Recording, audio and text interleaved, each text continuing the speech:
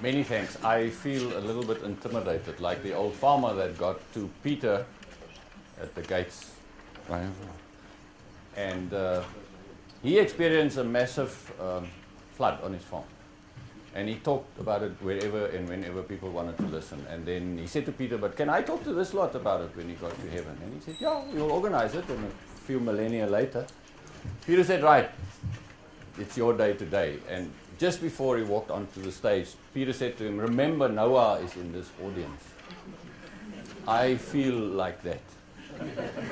And what I'm going to talk about is literally either like water or like fire of what you've heard before, because it's completely different. I'm going to try and give you an idea about what is going on the demand side of the people that you are looking at. And if I can, I know some of you cannot see what I'm going to draw here, but I'm actually going to, when I talk about human capital, for me it's a river. It's not a stock. It's not about the number of people. It's a river. And at one point, if you think about it, if this is 2014, you have so many people in the sector working in engineering and technology. But they don't stay the same. They retire, they die more in engineering than in other fields. They leave. It's like that. I mean, talk to Alison Lawless. That's a fact. They leave the country, they leave the sector, they work for the banks and whatever. And of course, what you guys are doing is adding to that river. So you have a leakage at the bottom. If you do nothing, nothing will be left over after 20 or 30 or how many years. People will all be out. And what you guys are doing is this, adding to this. Now what I'm going to talk to you about is what determines that. And what I found often, and I'm going to walk around, please, I'm going to actually like to stand there, is about the demand. The environment around the demand for skills like the ones that you are putting into the youngsters. Just a little bit of background about CISA. The industry is about 350 billion. We employ 220,000 of them. Employment 350,000, depending on how you define it. And CISA is a business organization. We have all sorts of services. We have our own training center, you don't know, for a very long time, where we train thousands of people for the steel and engineering sector. Those are the type of details. But this is the most important one. What I'm saying, I'm on my own. They often say to me, you can say what you want, but you're on your own. I'm on my own. So, what I thought to do is this. I literally want to give you some background about the environment in which we are and what we see in the future. And Johan brainwashed me into saying some of these things. I'm going to talk very little about the economy. My biggest job is not to confuse you, because that is very easy. I am confused about what you were talking about. So, I'm going to talk a little bit about the interrelationship, because I think it's quite important for you guys to understand where we fit and how we are. It's actually quite an incestuous relationship between us and a few other of the sectors. And then the human capital link, that little graph that I drew there. Johan said I must say something about the National Development Plan. I'll try and do that. And then the opportunity of our lacking infrastructure. It is a major constraint at the moment, but to me that is also the launch pad for where this economy can go. Because we can literally not grow faster than 3%, because we cannot get the stuff to the harbors, and we can't get it in. And we don't have enough electricity. There are a myriad of companies that are running at 70, 50, 60% capacity because they just don't have enough electricity. And then the future, unfortunately, if I have to give you one word for it, is fairly unstable. So let's talk about the economy, and I only want to show you one thing. What you heard in the press is we are about to go into a recession. It is possible the way you calculate it. And what you see there, that little, that's the minus 0.6. But that is actually the averages that you should look at. It is actually not that bad. And if a few things fall in place, we're going to fly. There are three issues that are of problematic. The one is inflation, which I don't have here. And it's a dilemma for the governor of the Reserve Bank and for the government, because to get inflation down, you have to suppress the economy. But you cannot do that because we have all this unemployment. The second issue is, if you don't produce enough, you import a lot, and that's what you see there. We had actually a surplus from about 2000. We built the economy. This simply shows you the trade balance, the red, the balance of current account, sorry, which is the trade balance, and that's the trade in it, and that is the ratio to GDP. But look how positive it was, and it slid back, and that's what they talk about. There are two gaps they always talk about: balance of payments gap and the fiscal gap, and this is the other one. That is simply taxes and expenditure by government. And government did a lot. It borrowed a lot. I could show you a lot of these slides. They borrowed a lot to try and keep, if I can go back to that slide, to try and keep the economy going. There was a famous statement by I don't know whether it's Bernanke, someone said, but how can you do all of this to the American economy? He said, can I start with your sector to close it down? Because something has to give. And of course the answer was no. So this is their problem. They borrowed a lot more, but they didn't borrow us into bankruptcy at all. Our service, in other words, how much interest we pay, is some of the lowest in the world. Our gearing, in other words, how much we borrowed relative to GDP, is some of the lowest in the world. We are actually fine. If this stays the same, we're going to have a problem. But fortunately, it seems as if the economy starts to pick up from next year, that this will be rectified. Because taxes are related, the bottom one is related to growth. And can you see the dilemmas? You have inflation, you have a balance of payments problem, which all tell you to suppress the economy.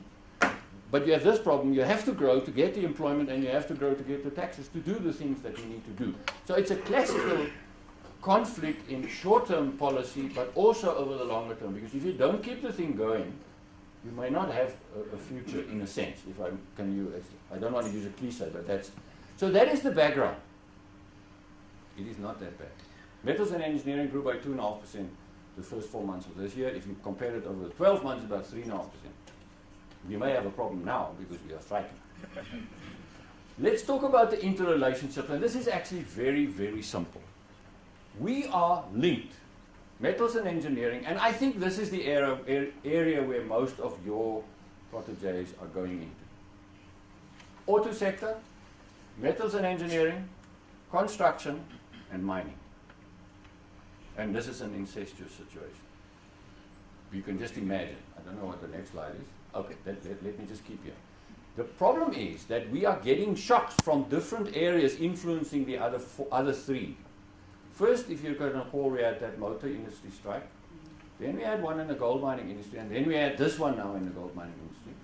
Now we are platinum. Now we are probably going into a strike. We're not that pessimistic, but we're going into a strike. But can you imagine? We provide to all the others, and they demand from us. And it's a combination. I'll show you later how important it is as a share of the total economy. But look how the blue is simply mining and metals and engineering, and these is just production plotted on each other. Look how close it is.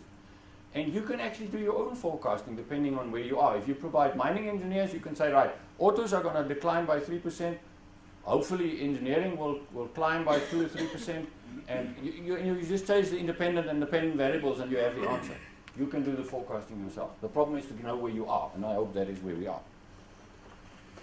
The second big issue about our sectors, and this is just for metals and engineering, but it's true for all the other three. We are totally almost dependent on exports and imports. What you see there is a slide on the right-hand scale is simply the net exports and imports in metals and engineering. So that's the trade balance for us. And remember, the country has a trade balance, the one that I showed you earlier. The purple, or whatever that color is how much of the domestic market on the left-hand scale is supplied by importers. The green one is how much we are exporting of our production. Can you see what I mean? 60%, we are minority suppliers to our own economy. So we have no choice. We have to be competitive. And you are not competing with the international market in Hong Kong or in America or in Europe. You are competing in Johannesburg with the international market. It is a massive issue. It is probably something that is still playing out. And I mean, everybody will tell you it's Chinese and Indian and whatever cheap stuff coming in, but it's probably a policy shift and just that took place in the 90s to break down the walls of tariffs. But just remember, the biggest protection that we had was sanctions. So both of them came down. And this is now playing out in the sector. So whatever we do, we better be competitive. And then all sorts of other things come into play. So the interrelationship between amongst the four different sectors in the economy, which influences the people that you put into the market, and this thing, that you have to be able to compete. You have no choice. To look at it another way, to show you how growth in metals and engineering and manufacturing and the overall economy, and that's what you see there, are related to each other. Now there are many conclusions that you can just, by looking at this. Look at the averages there around 5, if you want to draw a line with your eye, 1.5. Look at this, the instability in metals and engineering, and it's a theme that I'm going to talk about a lot. We are leading manufacturing, and we are not growing. We have actually not recovered properly from that shock that happened. Is that enough about how we sit in the overall economy? Because now, if you listen and if you think of how long it's going to take the platinum mines to restart, that's how long it's going to take to get the impact on us. Similar with construction. How long our strike is going to be, you can take the guess. How it's going to influence the motor industry, how it's going to influence the mining industry, how it's going to influence the construction industry. I mean, Samuel the other day asked us, can you guys provide girders, not girders, guardrails.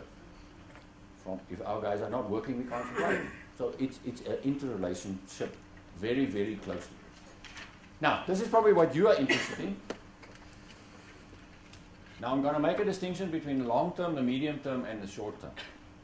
Because it's simply important to understand it, because structural shifts took place in the longer term, which are not that prevalent over the shorter term. The problem with the shorter term data is it is highly unstable and you can almost prove anything. I try not to do that. What you see there on the left hand scale is total and formal employment in metals and engineering, and I apologize for using this, but there are here and there examples that this is actually showing you what is happening in all four of the sectors. And on the right-hand scale, you have the size of the industry, the production. Now, I don't have to tell you anything. There's a structural shift that took place. Now you have to delve deeper to understand what caused those peaks and troughs. And I see John Davis is here, is from the foundry industry. There, metal products, which is a sub-industry of metals and engineering sector, boomed because of what we did in the 80s. And they declined. There's a new level. And it's going right through there if you want to do a shift share analysis. But the peak there is caused by basic metals, basic iron and steel and ferro. I don't have to go deeper, but this is actually what it tells you. Now, what has happened with employment? This is over the medium term. The same numbers, just from 2000. Now, there is more correlation between the output, and this is inflation adjusted output, so it's what you do in volume relative to employment. Now, keep that two pictures in your mind. This is the short term. This is how it should be. Output and production, output and employment should be very close to each other. It is not. It actually deviates quite a lot. Now the quality and the capacity utilization and all these issues are now coming into play with this. So I thought this is the demand side for the people that you produce. That statement at the top, there is a massive skills intensification taking place in this sector. And I did this because I saw Harun Burat delivering something on manufacturing that he could prove this. And I saw the methodology and I knew I had the data. So what I then did was, I took all the data that I have from 1970 to now, and I compared the maximum that we had anywhere over that period to 2013. And that column gives you what has happened from the peaks of those to now. The 2007, which was the peak before the last knock that we took, and I compared that as well. Now the conclusions are quite simple. Total employment has been declining. Total formal employment has also been declining. Highly skilled employment has not. Doesn't matter how you compare it. It's there from the maximum, it's more or less the same. So wherever it was a maximum in our economy, it's now more or less the same. And it has grown since 2007. Middle skilled people where the artisans are have actually taken quite a knock. And this has a lot to do with international competition. Because the repetitive type of stuff that are produced as intermediary inputs, in other words, and that's the other thing perhaps what I should have said to you, a characteristic of our sector is that it trades with other companies. It doesn't trade with it doesn't produce really final products. So it will trade with, for example, from Mittal right through to the motor company, but it doesn't sell the product. It trades with itself. But a lot of the repetitive work that is needed that artisans are involved in, the Americans would say have been offshored, and they're talking about inshored again. And that has happened with us as well, unfortunately.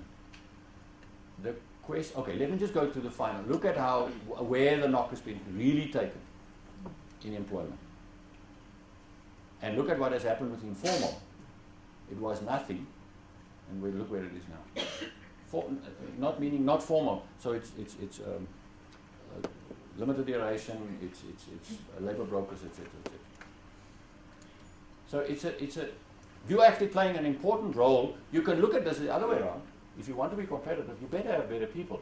And the problem with investment, which is the one thing that worries me a lot, is that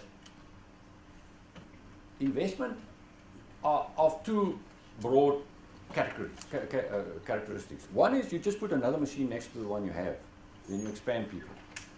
You buy a new machine that, like Maria Ramos said to us, I cannot put the old drivers in the new trains because it's an aircraft.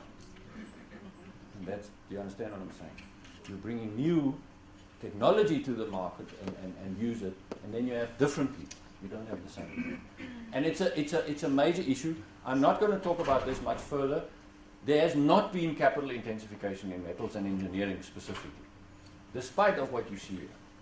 And I have the data I can show you. Capital output ratios, capital labor ratios, all show that there has not been. You cannot say that the sector became more capital intensive, mainly because we haven't been investing. I remember a debate with John about the foundry industry. And there are many indicators that you use to try and, there are capital productivity indicators, labor productivity, multi-productivity indicators where you can see what has happened over time. It's fascinating information. So, this is sort of looking far, 40, 50 years, coming closer to now. So what now? Where do we go? The National Development Plan is a very bulky document. To me, I'm not even going to talk about what you see there, but that is a summary of the objectives. Having been working in the public sector and having worked with national development plans, one of the biggest debating points is where the hell do you want to be? What is the objective? What is the target? Now, the National Development Plan has given us targets, which we can unite around.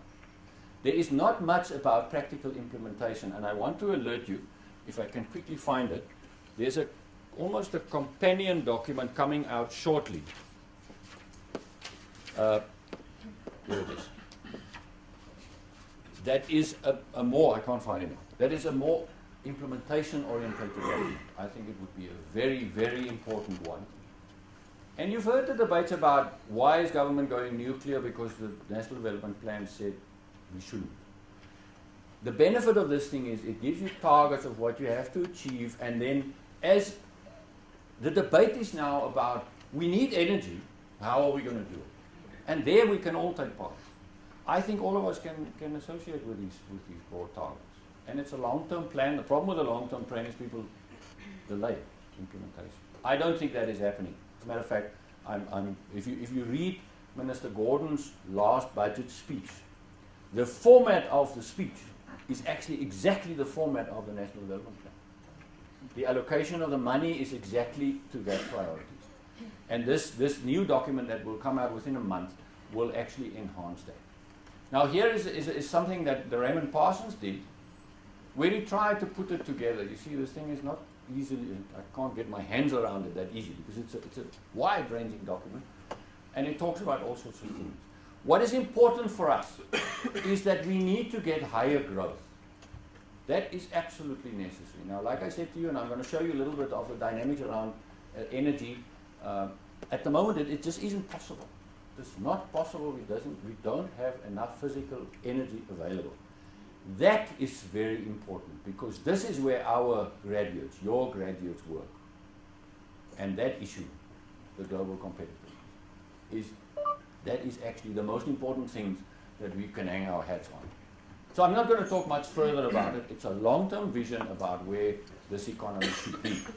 And can I just now immediately jump to this? If you want to draw a line with employment demand in the sectors that you provide people to, that is the graph. That is the percentage of gross fixed capital formation, and it consists of residential building, non-residential building, construction works, which is all metals and engineering and civil engineering works, consists of machinery and equipment. I'll show you how it's more or less the combinations of that. It includes technology and computers and then bits and pieces. So that is the pattern, and that's 1960. So keep that thing in your mind. That's the pattern. Can you understand why employment has come down? If there's a direct relationship, it's not always, like we saw. So, the National Development Plan, in my view, will unleash this economy. Maybe, I don't know how much time, I'm going to go over time. I may. I'll try and jump. But just think. Sorry to interrupt you. Yes. Can you just give us an example? Because the way I interpret this may be different to what you're actually trying to say. The way I read it is, when sanctions stopped, everything went to pieces. That's what I see here. I was actually going to talk from the other side. All right. What we did here is, and Ismail from Sanol will appreciate this. If you what is the word that the chefs use? You a cake?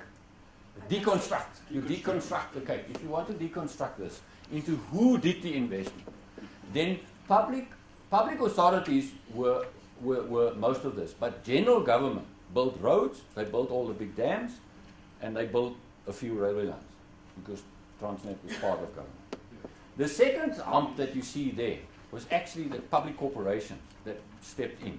Because government ran out of money, we had double-digit inflation, they just couldn't do enough with their funding, and they diverted it to consumption expenditure to the Bantustan. So the corporations jumped in. We built 3 power stations the size of Medupi. Simultaneously, 6 months from each other we started them. We built 3 of them. We built 2 Sasols. We built the arms industry. You have no idea what that little nuclear power station at Hartbeespoort Dam, there are two, Safari 1 and Safari 2. We bought one from the French, and then just to prove, we built the one next to it. You have no idea what that costed us, but that caused that. And then everything collapsed because gold collapsed. But just think, I want to give you a little bit of background about what was going on in the metals and engineering. In that 4, in mining had a boom, gold was going, and coal was going through the roof. Remember, gold was $800 in 1982. We had this massive military engineering complex that developed, and we had this massive energy complex that developed.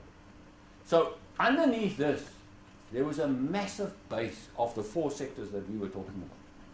And then it fell apart. Mainly because gold declined dramatically. Sanctions got tighter.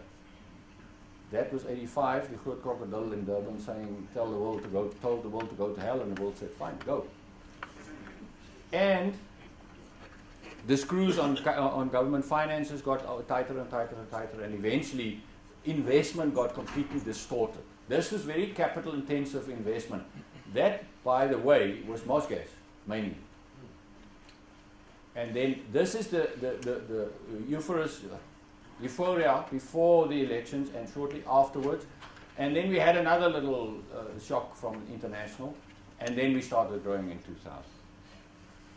Mainly because government finances got fixed. We sorted out the debt problem. The old government was spending it like it was going out of fashion. And we sorted that out, and the economy, interest rates came down because there was more money available. We got a new banker. We had a banker again. We didn't have a banker from 85. International money flowed in, etc. So, to just give you an idea, that there's a mountain of structural issues in the economy underneath that first peak that was not there now.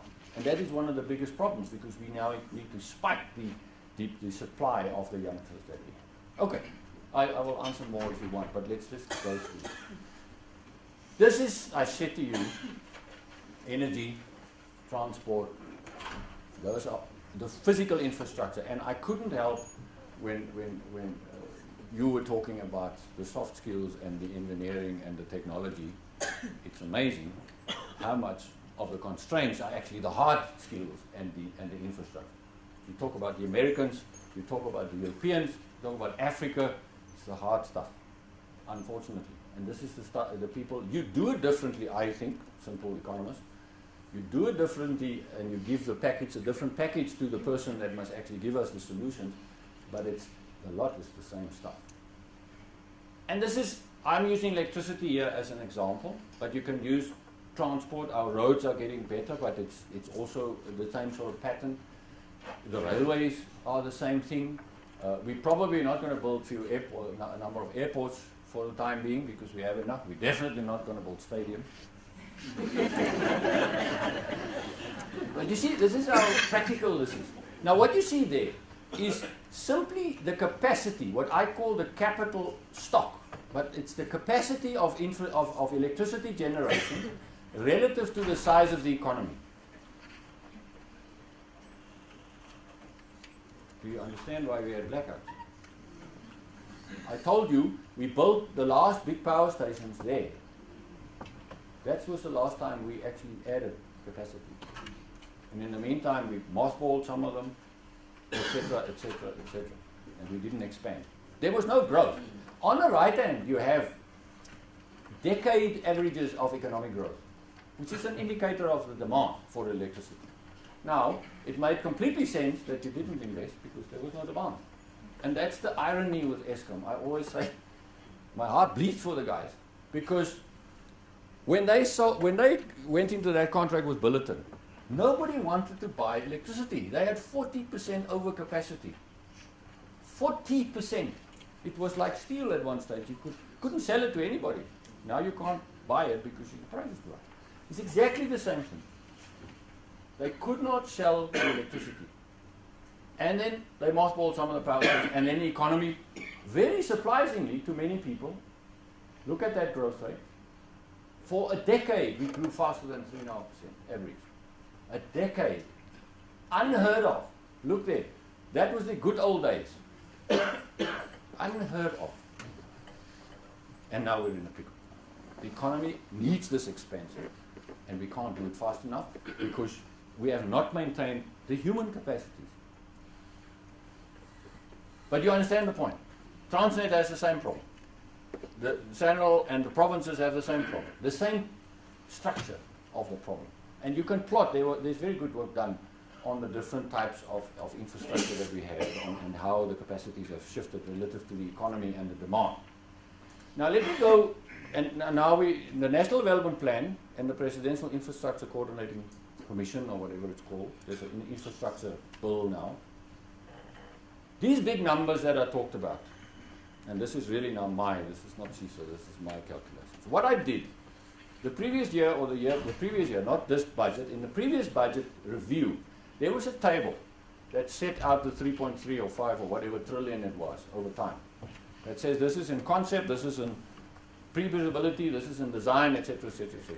What I did is, I understand a little bit about how those spending patterns happen, because we did a lot of work, for example, with SANRAL.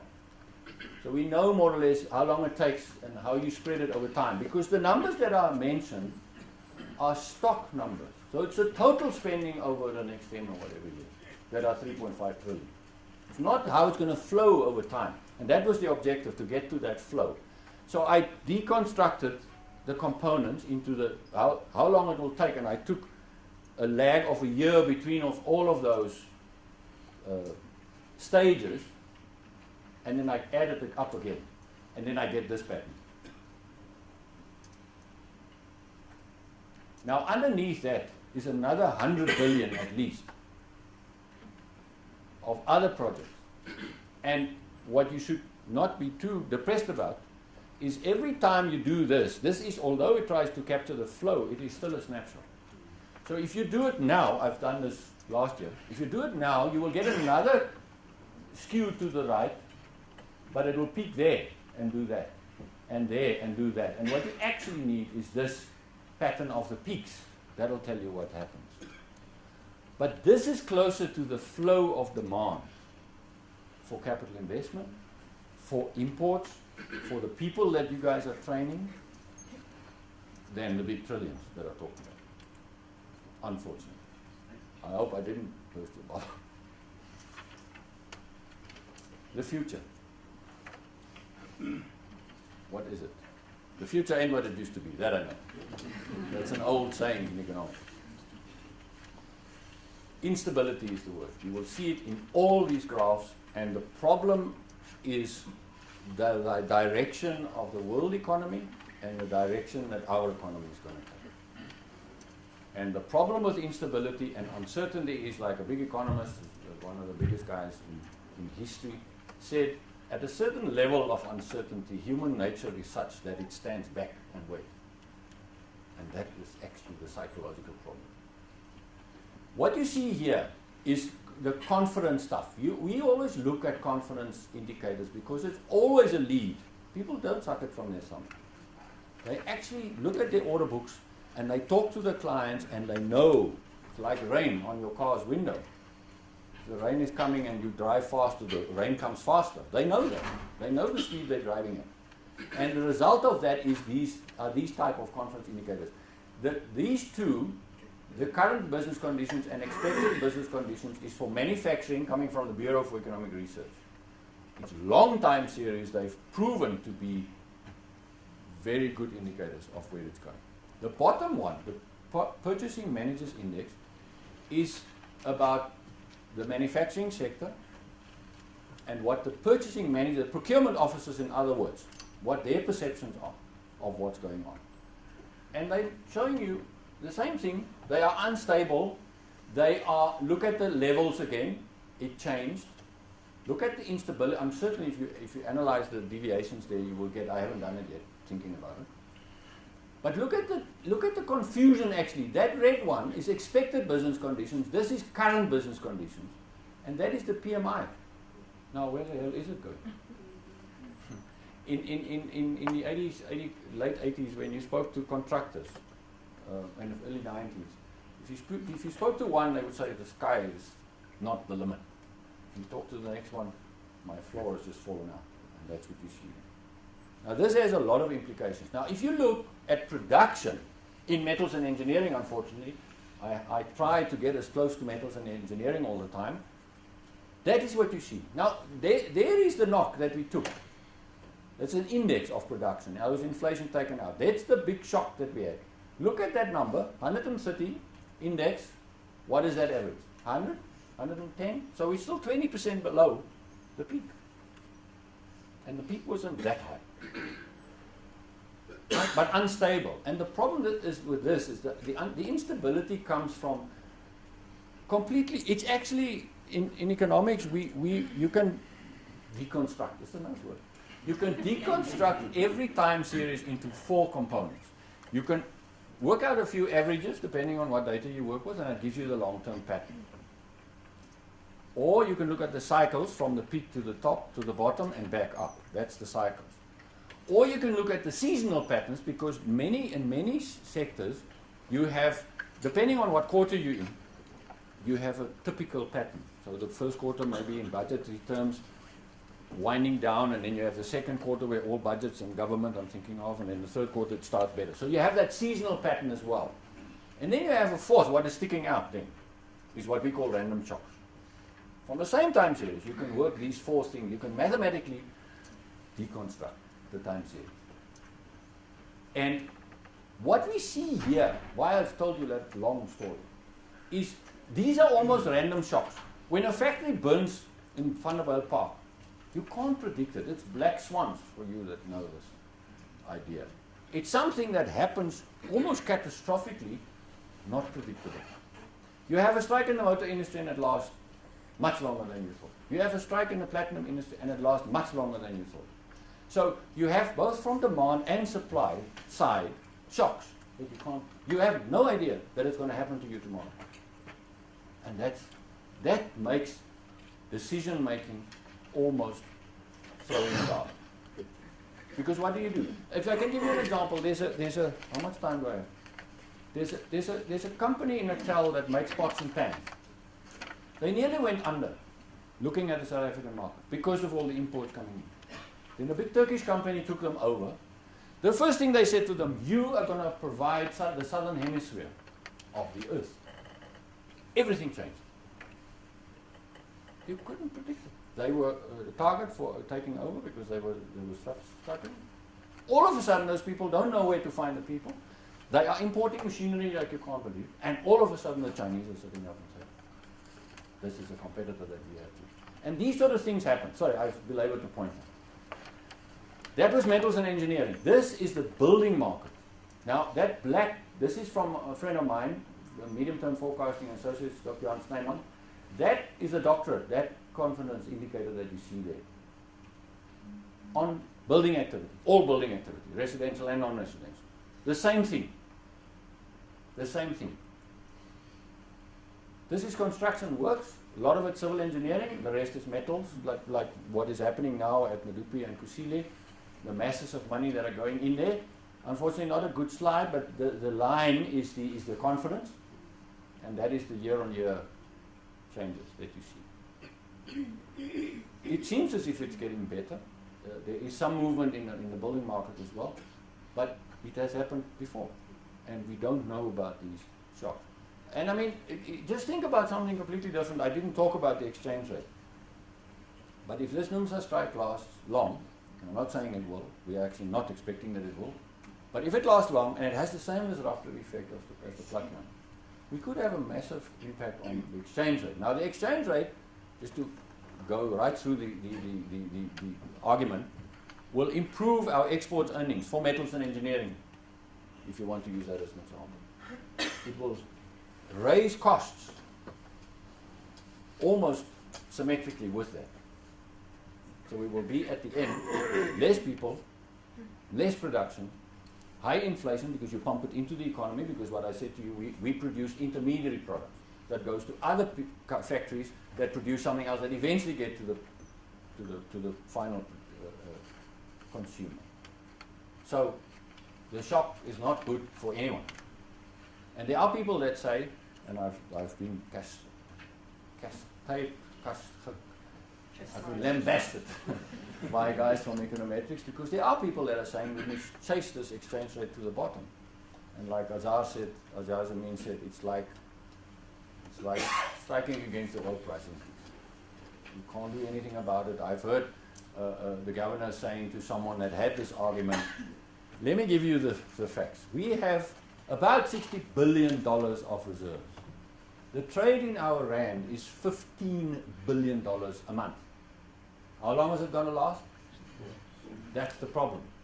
We are a small cork in a very rough sea.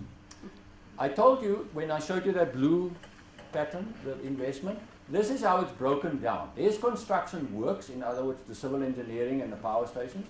This is machinery and equipment. That is non-residential, that is residential, transport equipment. Now, I don't know where your protégés go, but I would imagine that it would have some correlation with what you see there. Where are we going? This is, again, for construction. Now, look at the growth rates. There's north, residential at the bottom, non-residential and construction work. Now, think about that little one that I showed you about the projects. This is the others, machinery equipment, computers and related, and transport equipment, of course, is the motor industry. This, just because the international market is so important, I thought of showing you this. This is the World Bank, Reserve Bank, their forecast. And I'm showing you this because the world is average not that good, but look at sub-Saharan Africa and Nigeria and emerging markets, which is what we are really exposed to. Some sub-industries of ours export 60% of what they export to Africa. So that has changed as well, completely. Good. What are we saying? We're saying that the human capital that you put into the economy are crucial, and they have to look different. The package has to look different. I always talk about a box of tools. Sometimes there has to be a red cross on the box. Sometimes I have a little bit of, I can't even depict mine. If you're an artisan, it's another box. Some people just take sandwiches. But you understand what I'm saying. The box of tools must be sound. Where they use it is then not that important. To me, this jealousy about different theologians wanting only them to say anything about religion, that's the wrong.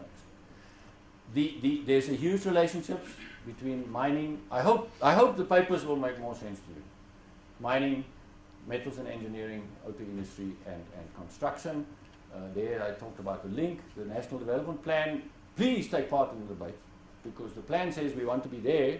How are we going to get there? That's actually what the debate should be about. I told you about this infrastructure thing, and I want to stress that it is a huge opportunity, and I want to maybe finish with that, apart from the instability. Can you imagine we have enough electricity? Can you imagine we can get the stuff to the harbors quick enough at half the cost that we do it now? Our harbors are, in some instances, 300% to 400% more expensive than other comparative harbors for the same product. Can you imagine that we can actually trade with Africa because we can get through the routes and through Bait Beach and whatever? And I hope Ismail is not going to hit me. But that is actually how I think we should feel about it. And that is where you should think. And I want to come back to that little picture. You are part of this river. Add to it. Please. Thank you. I'll start just a little bit about myself. As you might tell from my funny accent, I'm not originally from around here. I'm American. I was raised mostly in Texas. Fortunately, left that part of the accent behind. And I've been in South Africa now about 5 years, all in Johannesburg, mostly working at UJ, and have found it a fascinating and interesting and wonderful experience. My background is electrical engineering with a heavy emphasis on control systems. I sort of walk around life looking at feedback loops in the traffic patterns and things. And what else is relevant? Until last year, I was the head of department here at UJ of the Electrical Engineering Science Department, which offers the 4-year degrees. And since last year, I'm now working within the faculty office looking at engineering education as a research area and working on the curriculum development, the practical implementations of engineering education stuff. And I'm also a board member of SASE, which I think lends me a little bit of credibility.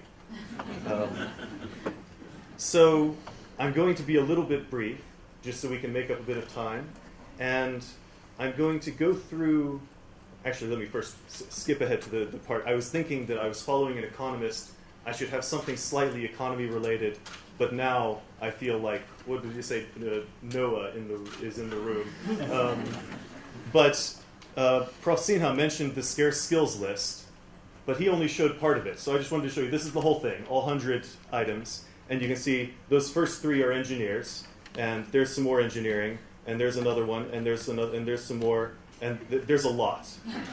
It's more than a quarter of the list. I lost count. So, like I said, in my amateurish version of the economic situation, there's definitely a need for engineers. At the same time, and this is another slight reproduction of one of Prof. Sinha's plots, but from a different data source, so it might not match exactly. These are the South African graduates produced by South African institutions in the last 12 years, up to 2012. So on Prof. Sinha's plot, it looked very small, the graduates, but it was actually growing substantially. Look at the number of the scale, up to 12,000 on that scale. This is the number of engineering students over that same time period. So there are a lot more in the system than there are graduating as well, which was the point that Prof. Sinha was making. So what I take from this, though, is that industry desperately needs engineers. Remember all of those arrows. I assume that's, you're interested in engineering graduates, otherwise you wouldn't have bothered coming here. University is desperately producing engineers. And please forgive me, when I say engineers, I'm referring to technicians, technologists, the engineering field. So, like I said, an amateurish interpretation is that there's possibly a mismatch, that we're in fact not doing as good a job as we should be producing the engineers that are needed. So, what I'd like to do is a bit of a mental break, because we've been sitting and listening quite a lot, and I'm perfectly happy with that. What are the things to you that make desirable engineering graduates? And I want you to think not in terms of EXA outcomes at the moment, but when you sit in a job interview with a new graduate, what's the thing that you say, this girl, she's the one? To give you an example of what I'm after, though don't take this as a good example, for many years, JCPenney in the States, department store chain, part of their executive hiring program involved looking to see whether you salted your food before you started eating it. Because they said if you put salt on it before you've even tasted it, you're jumping to conclusions and things. And this was one of their guidelines for interviews. So I'd like you to take exactly 1 minute, meet the person next to you if you haven't yet, and share an idea of what it is in an interview that you say, this is the candidate for me.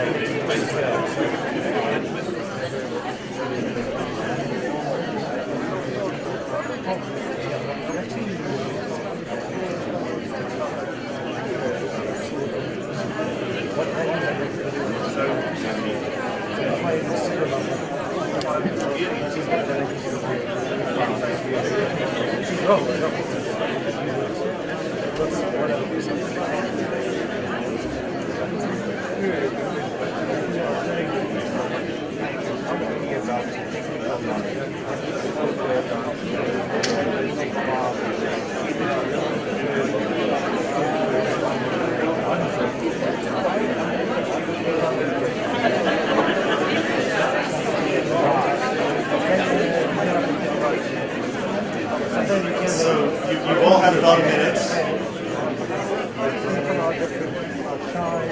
Does anybody have anything particularly enlightening or particularly embarrassing they'd like to share? Good. The three things we look for in the young graduates coming in who now have a degree or a diploma and they're going to start on the 3-year program to get the government certificate. Three things: energy, attitude, and analytical ability. If they've got a bad attitude, they're never going to get it. If they've got low energy, they're never going to get it. So that's the three things we look for. Does anyone else want to volunteer? I'm glad that you volunteered those because they'll play into one of my next points. Go ahead. Yeah, communication. Can this young graduate communicate with you and explain what he thinks about things? But we know that they have a certain level of technical ability. And can they communicate? That, incidentally, is the thing that I look for when I hire people, especially because in academia, I almost don't care what your PhD was. If you can communicate well, great. Compare what we've just talked about with, and this is a bit of a fix, because I came up with the survey questions that you filled out when you registered. But these were the things that you ticked for what you think a desirable applicant would have. Field-specific experience, field-specific technical knowledge, general technical knowledge, slightly lower on the general experience. But those first three things ranked equally with communication skills. But I would wager that most of you don't intensively investigate the field-specific technical skills when you're hiring. You sort of assume that they're either there, or if they're a good communicator and have the energy, they can get them very quickly if they don't have them. And the point that I'd like to make is that these things that we look for and that we admire in young, energetic engineers who are looking to get out into the workforce are the sort of intangible things that ultimately are usually not explicitly taught by the universities. Because we incorporate communication, and communication is one that we do focus on quite a lot. But in which class that you may have taken when you were a student were you taught problem solving? I wasn't. I had problems thrown at me until I solved enough of them that they thought I could do it. So one of the side effects of this is that the things that we remember from our student days that we think, man, that was the right thing. These kids these days, they have it easy. And actually, if you're my age, or I'm sort of halfway in between, I say, these kids have it easy. And older guys, you had it easy too, because you didn't have to study nearly as much as I did. But ultimately, the things that we look for are not dependent on the actual stuff that I had to study or you had to study. I frequently argue with some colleagues in the electrical engineering department who are surprised that I never took thermodynamics or power systems or power electronics. And in my 4-year degree at the University of Texas, which is a top 10 ranked electrical engineering university in the US, I only had one class in my entire 4 years that I had to solder something. It's horrifying, right? And yet I still got an engineering degree. I'm fairly good at communicating, I hope.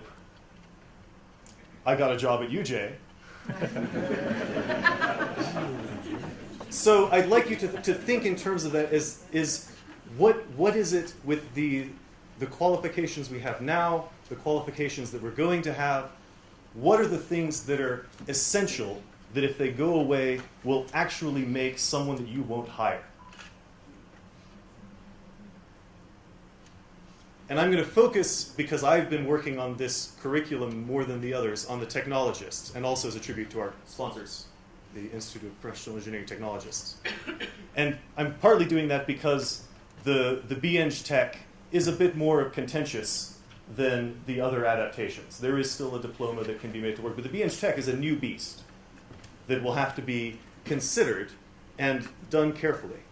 So thinking of the things that I've listed here, these are exactly the sorts of things that come up in the EXA outcomes.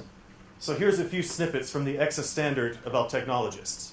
Broadly defined engineering technology problems, design systems, components, and processes, apply knowledge, etc., etc. And actually, I'm looking to see if anyone has raised an eyebrow. These are not the EXA standards. These are the ABET, which is the American Engineering Association who does accreditation, and the HKIE, which is the Hong Kong Engineering Association, standards for a technologist.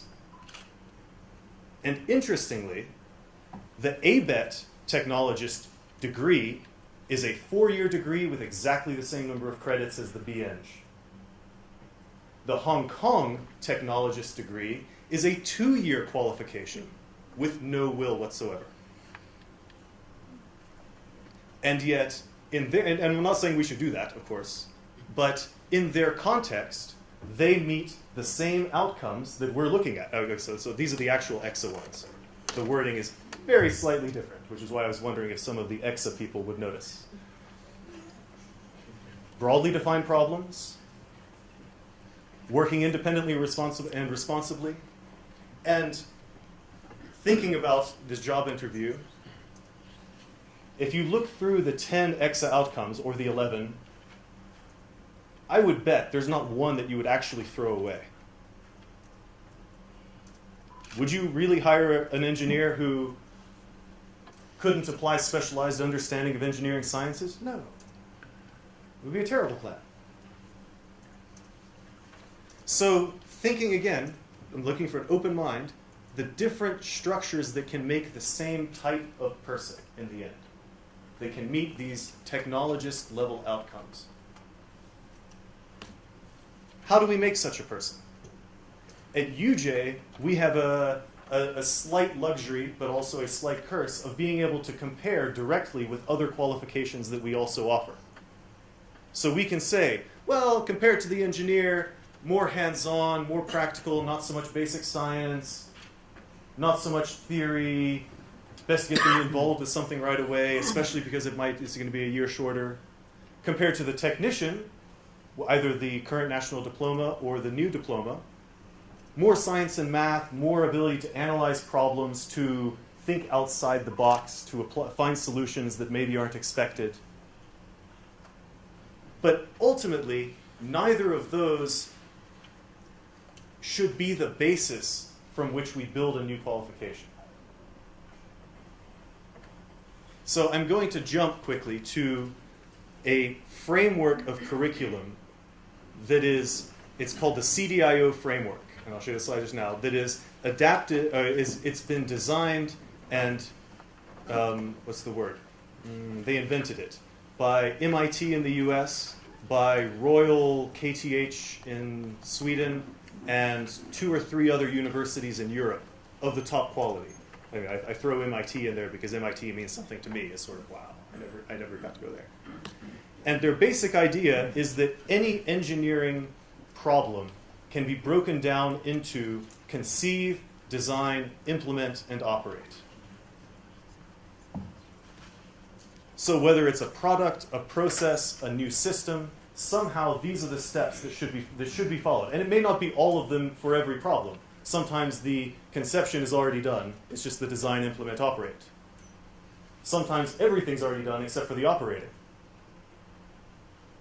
Sometimes the operating may not enter into what you're working on now. We just need a feasibility study. Is there an idea? Can we make it work?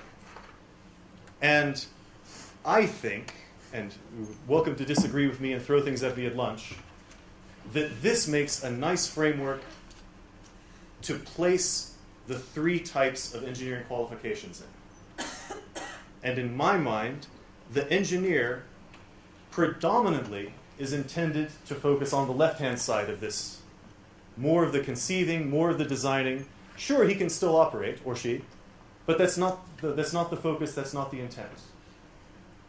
Similarly, the technician is more focused on the implement and operate side, not the design, not the thinking outside of the established standards. And then, this is the thing that I thought was so nice, the technologist fits right in the middle. And I use sort of triangle shapes and diamonds intentionally. In my mind, the technologist should be better at designing and implementing than the engineer. Maybe not every engineer, maybe not every technologist, but on sort of an average. And should be better at designing and implementing than the technician as well. And like I said, you see that there's overlap. It's not to say that you can't do the other person's key skill. I mean, I'm fairly good at operating things, I think. But this shows that, in fact, the technician shouldn't be a technologist who hasn't quite studied enough. And the technologist shouldn't be a watered-down version of the engineer. So, this is the same thing I had before, comparing. It shouldn't be a B-Eng light. Which, like I said, comprehensive university, it's almost very tempting to say, we'll just take our B-Eng modules and we'll not make them take the advanced one and it'll be fine.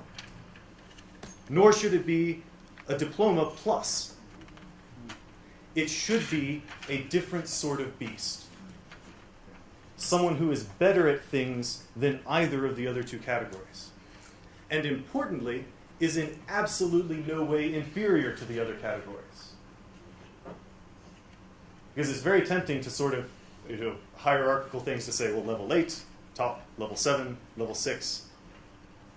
But that, in a way, comes back down to how much time did you spend in school and what was your focus? I mean, I think probably everyone in this room knows a technician who knows more than they do, whatever you studied. Even if you're a technician, there's probably another technician who knows more than you do. So, I'm going to conclude just now a little bit early to get us back on track. But when we're looking at this new qualification, we have the freedom now to make it something very different or something very much the same. Like I said, I'm sure that UJ could offer we're not allowed to call it, to register it, but we could offer a BEng Tech tomorrow. We'll borrow some modules from here, and we'll borrow some modules from there, meet the outcomes, make a good argument when EXA comes to a credit. It would work, but it's not the right plan. And I'm going to show you another set of results from the survey you took online. This is what you think of our engineering graduates. And the blue plot is the people from industry. The red plot is the people from university. And if you notice, we all agree that it's kind of average. Right? Those are surprisingly similar. I was slightly expecting the university people to be more pessimistic. But so how can we improve things? And this is not something that I'm going to give you the answer to. This is something I want you to think about, because we are at a very unique place that we have a new qualification. So whatever it is that you've been thinking in the back of your head, man, I really wish that they would do more about something. It can happen now that it probably couldn't have happened 3 years ago. Even if it's something completely off-the-wall radical. I had someone from Sassel once propose to me that there should be I'm going to get it wrong, a control process safety qualification, specifically that, a 3 or 4 year engineering degree. And I don't think that any provider is going to offer something that specialized. He clearly wants Sassel employees. But it's possible. And if there's enough motivation, it can happen. So this is a plot of the new qualification suite, truncated. I left off the certificates because it was too much room, not enough room. Broken down by knowledge area. So at the bottom is design and synthesis. The colors are a bit odd from my angle. Maybe I've left one off. But that blue chunk at the top of every one is credits that can be reallocated to anything you want.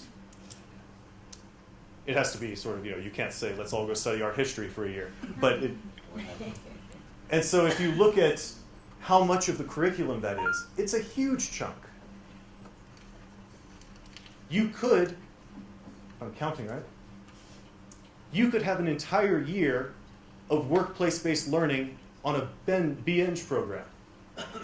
There's room for it. And in the BEng Tech, no one has thought down to the details of how specifically all of these things are going to be allocated. We're working on it now. Some of us are further along than others. But there's capacity, there's room, there's flexibility. Just to show, if I throw up the credit allocation from the current in-dip, you can all do almost the same thing with the deployment engineering, which is kind of the point. But we have a lot more flexibility now over here, and a lot more capacity to incorporate the things that you might need. So I'm going to finish, because I said I was going to take not very much time, and I've taken almost all of my time. But I'd like you to please think about what it is that would make graduates better, and talk to your favorite institution about how they can incorporate that. And if you remember what we did right at the beginning, it's not going to be, man, I really wish that you guys would use the Siemens whatever controller. It's going to be something about what's going to make a better graduate that you will want to keep for 3 or 5 years. And especially given Hank's talk about instability, the graduate that you're going to be able to and want to keep for that time period when the stuff, the PLC controller he was using is now obsolete and no one's even doing that and they had to close that plant. So, as I'm trying to put the opposite side on it. This is an opportunity. Change is always difficult, but grab this opportunity because it doesn't come up often. Good afternoon, ladies and gentlemen. I'm glad to see that all the previous speakers provided the underpinning for my little talk, which is not very scientific. I was asked by Johan to rattle some cages today. And I'm going to rattle some cages, Mr. Dean, so I hope you will pardon me.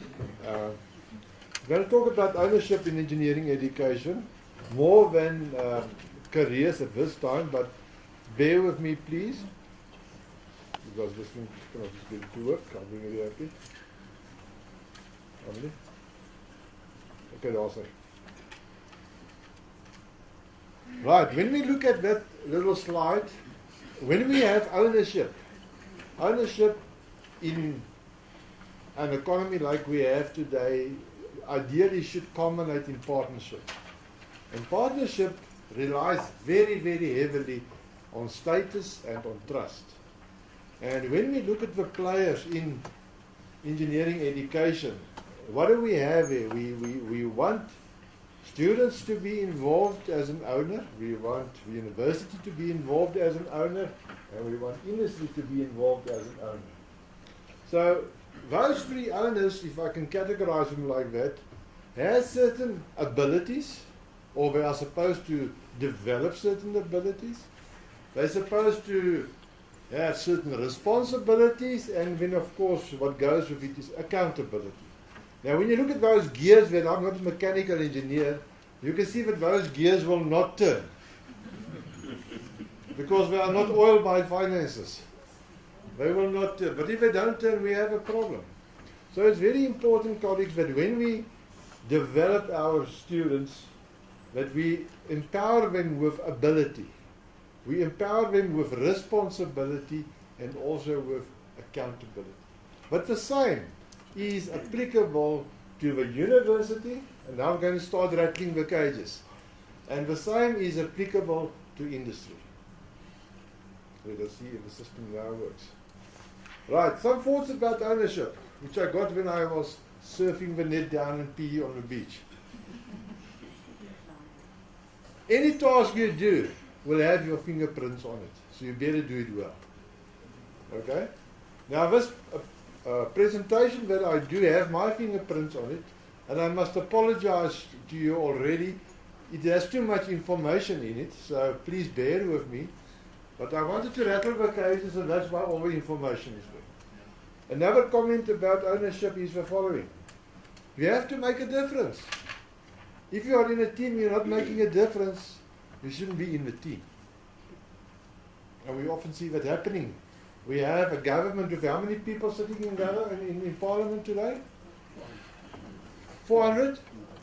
China has a government of less than 10, with more than 1 billion people. And look at their economy growing. Look at our economy going in the opposite direction. Kramer suggested in 1993 already that partners play a very important role in participation and in collaborating with one another. But you must be able to see how your contribution can improve the situation, and the partners must be able to see how their contribution can improve the situation. Otherwise, you don't have ownership, you don't have partnership. All right, now, why do we need to change it? I think our economist has mentioned most of these things already. This is a one-line summary of what has been said already. An important thing for me is the value addition to raw materials and products. That has been said over and over and over. We are exporting all our raw materials and we buy it back at a higher price and poorer quality. Many of the steel that we are getting from overseas, once you start machining that stuff, you find the carbon content is not satisfactory. Your machine tools are failing and all sorts of things. Sorry, I'm talking with my back to you. Can I move this slightly? How many give me some time for this? Yes, Okay.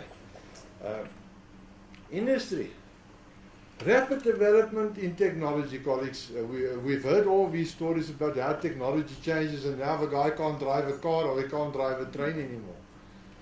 We can no longer train people who are not adaptable, who doesn't have a conceptual understanding to adapt. At Uitenhage Station, I'm talking about the railway station, there used to be a baboon that was trained to change the signals. I don't know if we know about that. Now, genuine, you can look it up in the history. the signal man lost his legs in a railway accident, and he trained a baboon to actually do the signals changing and so on. But eventually he started giving this baboon some of his alcohol, and then the baboon lost the plot, so to speak. Okay, so colleagues, in terms of going forward, in terms of this new bench tech that we are talking about, and in terms of what Johnson has also said, the new bench tech is a new, I can't call him an animal, but he's a new wonderful creation. Yes, amen. Which will have more conceptual understanding of what it's all about, but without losing all some of his other stuff. Okay, I put the BNC. Just maybe just for the short term, the BNC Tech colleagues is not the same as a 3-year diploma. The BNC Tech is a different qualification for a different situation. It's a different horse for a different course. The conceptual, contextual ratios of a BNC Tech and the 3-year diploma is not the same. They are destined for different types of work, for different types of application. You read the HEQSF manual, it will come out very clearly to you. These two qualifications are not the same. They will not even have the same admission standards. So you dare not put them in the same class. Right, we've said that before. Okay, I can move on. The next one is about the workplace learning, and Professor Ben has alluded a lot to the workplace learning. I just want to put a few pitfalls on the screen here. Maybe our industry friends can bear with me.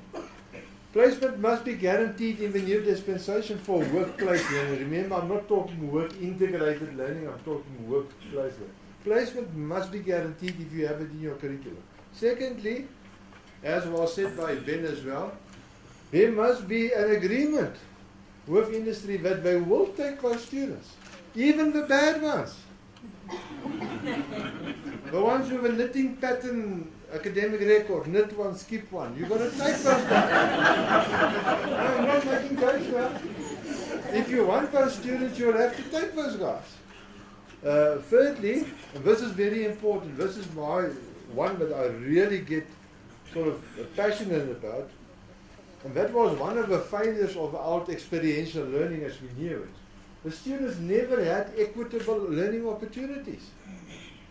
I went to industry once and I visited, I can't say the industry name now, there were 2 students placed in that industry. And the line manager said to me, "Meneer, I've got a problem." I said, "What's your problem?" He says, "I've got 2 learners, I've got 1 bucky. When I go to the site, I can only take 1 learner with me. The other learner has to stay at, in the office, and he reads the Playboy. When I come back the next day, I take another learner." There's no equitable learning opportunities in the current world system. And whether you like it or not, that is a reality. It is not equitable. Not all students get the same experience. So how can you evaluate the same? I don't know. If you put workplace learning in, it cannot be an elective. All students must do it. So you can't only put the good guys into Siemens or Eskom or wherever, and the bad guys, sorry, I'll give you something in the workshop to do. It must be the same. Okay, and then of course, in our new dispensation, we work with exit level outcomes. Those have to be properly mentored, properly assessed by people who have a qualification which is higher than the qualification for which the student is learning. So if a student is doing an NQF level 6 qualification like a diploma, that person in industry that monitors him will have to have either NQF level 7, BTEC or a BN, or higher, or he must be professionally registered with a diploma. Very few industry mentors actually have those qualifications. Sorry for rattling the cages, I'm continuing. Okay, any of these issues will compromise your accreditation in the new dispensation. Because accreditation is outcomes based. And if you haven't got proper evidence to prove that each individual student's portfolio is acceptable, accreditation, where's my dear friend, he will say that it is true, not so. Thank you.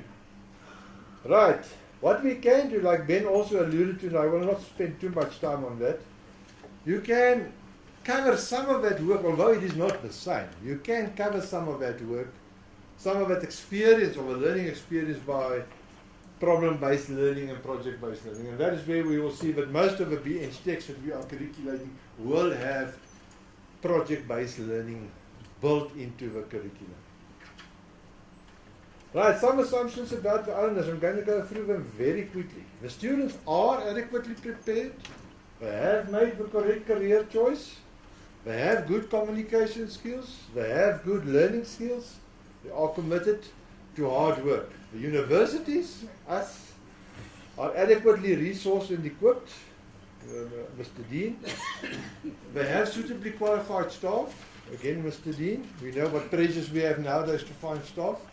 And they have a supportive and conducive learning and living environment. The living environment is becoming a much bigger problem nowadays, because we find that a lot of students are not coming from close vicinity. They have to live in hostels, and accommodation is a problem. Then, of course, the industry, our colleagues here, who is in the industry? Just put up your hands. Don't be shy. Wonderful. The industry is economically strong and developing. See so.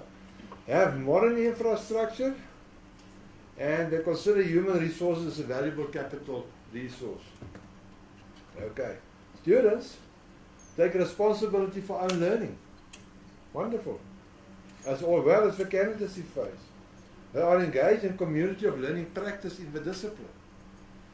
That means that they are involved with other stuff like the South African Institute of Electrical Engineers or the Mechanical Engineers. They work together with other people and so on. They make effective use of the resources. And I'm not going to detail the resources, you can read about it. And they access the study materials. Many times when you do accreditation, the students don't even know where the library is. Many students, I would say 80% of the students today don't even have textbooks. That's a reality. Many students, although they have learning guides, do not use them because they don't go to the effort of printing them, or it's too much work to carry them to the university. The bottom line is they are not focusing their studies according to what the learning guide tells them to focus their studies. And that is a huge problem for our students. And very often, 95% of the time, they just copy and paste from the internet. There is no ethical behavior. Plagiarism is a huge problem. So we have to address that. And the only way that we can address it is to radically adjust our orientation that we do. Our orientation now, what does it do? It tells the student where the library is.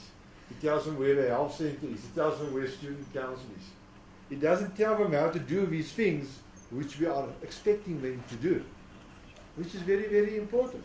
We must tell the students, we must help them to get involved with community of learning. We must help them to make sure that they can access all the study materials. Right, the university. Clearly understanding the learning outcomes that must be achieved for graduation. Colleagues, this curriculation process for me was most interesting because I found approximately 10% of university academics have got ownership of what they are doing.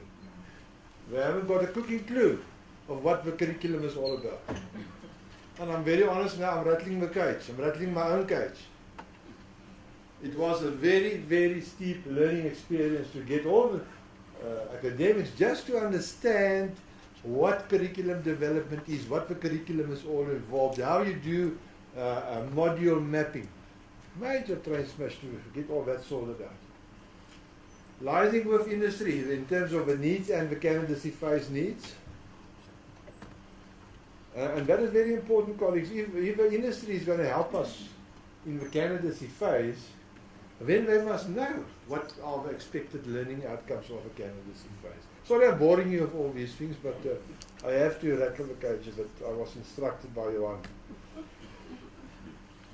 We must develop learning programs that will ensure the effective and achievement of learning outcomes by the students according to university needs. Now, colleagues, that doesn't mean to say we make the test easier so that the students can pass. Any university will have a a ballpark figure, a 70% or a 60 or a 80% pass rate. And then at our university where I used to work, it was 60%. Was below 60%, you had to write comments as to why your students didn't get 60%. And what the one guy wrote is, I have to write the story because the guy below passed all the students. Colleagues, these are realities. These are realities. Ensuring that serviceable infrastructure is there, student support systems, motivation, admitting students which are adequately qualified and prepared, valuing students as future contributors to wealth. And what we are saying here is that the university must take a holistic approach on this whole issue. Now, industry, I'm going to go very fast with industry, otherwise I will be shot before I go home. They must be aware of these outcomes, critically aware of these outcomes, because the student is going to spend 3 years or 4 years with them. It is very critical that they are fully aware of those outcomes. They must be aware of their own needs. And as was mentioned, those needs come and go in a cyclical way sometimes. Sometimes the cycle is not predictable. But they've got to live with it and they've got to predict for it.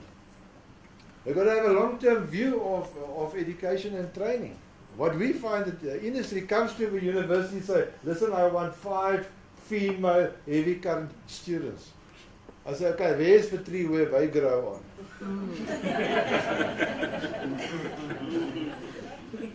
You don't go to a university and say, this is what I want. You are a partner with a university, so that you can work with this all the time. The universities can't pick these guys off, unfortunately. And then the industry is supposed to, especially in the manufacturing industry, company A develops a student, company B poaches him. And that is how the whole thing this happens. And then, of course, we have to develop a program to mentor these students in the candidacy phase. I will not dwell on that because Annie is chasing me. She's forgotten the 30 seconds that she owes me. Colleagues, this new candidacy phase that the industry is going to do for us, those 4 years that that Ben has alluded to, and the outcomes-based education is a completely new paradigm for industry. And industry and universities really have to work together to make sure that we don't miss the boat here. And EXA, of course, also has a role to play. And the so-called vocational institutes or the voluntary institutes. Then, that is what we did at our university to establish what the needs are, basically the same as what Ben has done. We didn't ask them questions, but we got them in and we filled in as many jobs per industry that we can fill in. And we got the tasks and the activities and the knowledge and the skills and all those things. And we aggregated it because obviously there are certain industries that want one person who is a wave technologist. And that's nothing to do with sound waves, it's got to do with stamping of metal. And then we combined that with the ELOs, and then we got to what we refer to as a student which is oven ready. And I will explain that to you now. Those of you that can cook, look at this. We start with specific ingredients for our bread or whatever. Those are the admitted students, the preparedness of the students, the academic standards, the demographic stuff. Then we prepare the students, teaching and learning processes, knowledge, skills and attributes. And then our students are only oven ready. They still have to go and do that 4 years in industry before you can say this student is now productive. And that is one of the mistakes that industry made historically. They got a student from industry, oh, yeah, this guy is useless. But they haven't put any effort into training him, or mentoring him, or coaching him. So, the student is only oven ready. He is transferred into industry. Now he goes through the candidacy phase, and he or she will be mentored and coached to meet the outcomes for professional registration. Only jy kan kook, so hoef jy nie te leer nie. We use a slightly different thing as to what our previous speaker used. We refer to as Deming's PDCA, a cycle: plan, do, check, and adjust. And that's what I missed with the previous speaker's flow diagram. The adjusting of the feedback loop is extremely important, because the qualification that we are putting on the table now for approval is the first iteration. Once we start teaching it and once we start assessing it, it will have to be adjusted. The same with the relationship that you have with industry, how you interact with industry. That is a continuous feedback loop of adjustment, finding oneself and helping others out. Okay, I'm going a little bit fast now if I can. Assumption about the owners. We made those assumptions, not so. But, that's what I want to say. None of those assumptions are true. And you can go to your industry, you can go to your university, none of those assumptions are true. The students are not adequately prepared. They have not made the career choice. They come here, first choice electrical engineering, second choice art. No, I'm talking about reality now. This is not a joke. They don't have learning skills. The only skill that they have is to find old exam papers and study old exam papers. That's the only skill that they've got. Etc., etc., etc. So, those assumptions, colleagues, unfortunately are not true. Then, now, wonderful, huh? Clean slate. Clean slate. Accept and develop. Ownership, students, university and industry. Partnership, university and industry. Ability for all. And when I talk about the university, it's an ability to have effective teaching and learning. For the student to learn, the abilities to learn effectively. For industry, the ability to mentor effectively. So, in terms of ability, there's a lot of development that must go in there. And then responsibility for all, accountability for all, and then I would say the time to act is now. Thank you, ladies and gentlemen, and others.